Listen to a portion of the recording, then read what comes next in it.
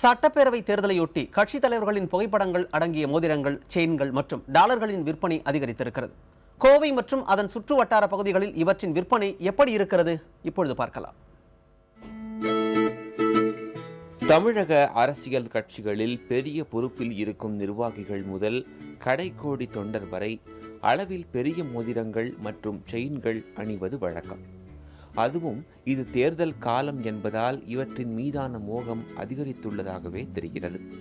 விருப்ப மனுக்களை தாக்கல் செய்த போதும், தற்போது வேட்பாளர் நேர்காணலுக்கு செல்லும் போதும் அதிக அளவு தொண்டர்கள் இவ்வாறுதான் வருகின்றனர். தலைமை மீதான பற்றை வெளிப்படுத்தவே இவற்றை செய்வதாக கூறுகின்றனர் அவர்கள்.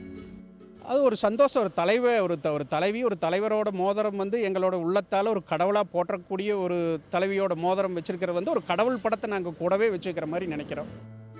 சாதாரண நாட்களில் விற்பனையாகும் மோதிரங்களை விட தற்போது நாள் ஒன்றுக்கு 10,000 மோதிரங்கள் அதிகமாக விற்பனையாவதாக கூறுகின்றனர் கடையின் உரிமையாளர்கள். இந்த விற்பனையின் மூலம் நேரடியாகவும் மறைமுகமாகவும் 1000க்கும் மேற்பட்ட தொழிலாளர்களின் வாழ்வாதாரம் மேம்பட்டு வருவதாகவும் மகிழ்ச்சி தெரிவிக்கின்றனர் நகை உற்பத்தியாளர்கள்.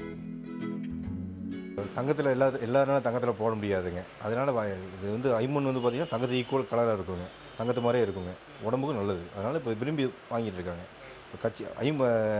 தங்கத்தில் தங்க மோதிரம்னா ஒரு நாளைக்கு ஒரு மோதிரம் வாங்கினாங்கன்னா அது அந்த அமௌண்ட் இருந்துச்சுன்னா 10 மோதிரம் 20 சேர்த்து வாங்கலாங்க. 10 டிஸ்ட்ரிபியூட் பண்ணாங்க. அதனால் வாங்கிட்டு இருக்காங்க. தங்கத்தால் நகைகளை வாங்க முடியாத தொண்டர்கள் கவரிங்கை விட ஐம்பொன்னால் ஆன நகைகளையே அதிகம் விரும்பி அணுகின்றனர். ஐம்பொன் மோதிரங்கள் மருத்துவ ரீதியாகவும் உதவும் என்பதால் அவற்றின் விற்பனையும் அதிகரித்துள்ளது.